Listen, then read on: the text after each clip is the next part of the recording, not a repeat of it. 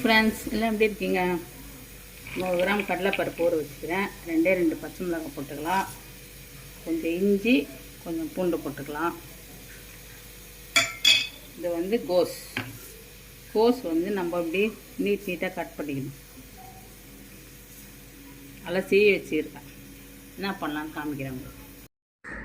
மாவு அரைச்சாச்சு. மாவு வந்து நல்லா மையாக அரைச்சிக்கணும் ஃப்ரெண்ட்ஸ். இதில் வந்து நம்ம 2 ஸ்பூன் மிளகாத்தூள் போட்டுக்கலாம்.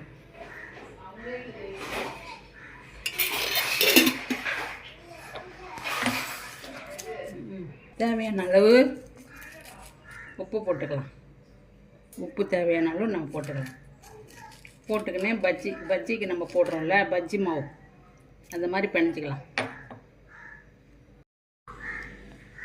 பாருங்கள் ஃப்ரெண்ட்ஸ், இந்த அளவுக்கு நம்ம மாவு வந்து நம்ம வச்சுக்கிட்டோம். அப்புறம் கோஸ் எடுத்து இதில் போடலாம். இப்படி இருக்கணும் கோஸ். நம்ம நீட்டாக கட் பண்ணிக்கணும் ஃப்ரெண்ட்ஸ். கோஸ் ரிப்பன் பக்கோடா நீங்கள் வீட்டில் செய்யுங்க, சூப்பராக இருக்கும். பசங்கள்லாம் சாப்பிடுவாங்க. கோஸ் ரொம்ப நல்லது. பாருங்களா, இந்த எண்ணெய் காய வச்சு பாருங்கள். இப்போ நீட்டாக இருக்கும். இப்படி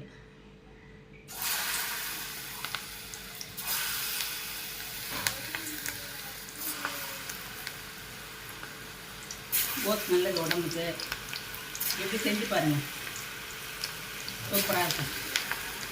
விதமாக வீட்டில் செஞ்சு சாப்பிட வேண்டியதுதான் ஃப்ரெண்ட்ஸ்.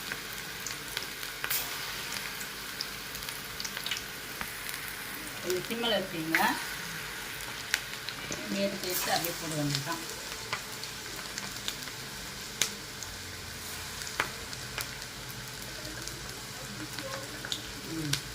இப்போ பாருங்கள், உங்களுக்கு எடுத்து காமிக்கிறேன் பாருங்க. அருமையாக இருக்கும் கோஸ். இங்கே பாருங்கள், கோஸ் பக்கோடா ரெடி ஆயிடுச்சு. இந்த மாதிரி நீட்டாக நம்ம கட் பண்ணிக்கணும்னா நல்லாயிருக்கும் நம்ம சாப்பிட்றதுக்கு. நல்லா மொறுன்னு இருக்கும் ஃப்ரெண்ட்ஸ். பார்த்தீங்களா, நான் வந்து சட்னி வந்து காஞ்ச மிளகாய் போட்டு அரைச்சிருக்கேன். தேங்காய் ஒற்றைக்கல்ல காஞ்ச மிளகாய். நீங்கள் அந்த மாதிரி போட்டு அரைச்சி சாப்பிட்டு பாருங்கள், சூப்பராக இருக்கும். வீட்டில் பசங்களுக்கு செஞ்சு கொடுங்க. லைக் பண்ணுங்கள், சப்ஸ்கிரைப் பண்ணுங்கள், பெல் பட்டன் ஆல் செய்யுங்க. Thank you friends. அடுத்த வீடியோ பார்க்கலாம்.